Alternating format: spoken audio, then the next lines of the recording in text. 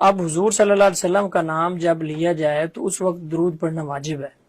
تو اگر کسی اور شخص کا نام محمد ہو تو وہ جب ہم لیں گے یا اس کو پکاریں گے تو اس وقت اگر درود نہیں پڑھیں گے تو کیا ہم گناہ گار ہوں گے، یا اس وقت درود شریف پڑھنا چاہیے یا نہیں پڑھنا چاہیے؟ تو یہ بات کلیئر ہونی چاہیے کہ محمد جب ہم کہیں گے صلی اللہ علیہ وآلہ وسلم، اس سے مراد جب حضور صلی اللہ علیہ وسلم کی ذات اور شخصیت ہوگی تب درود پڑھنا چاہیے اور پڑھنا واجب ہے.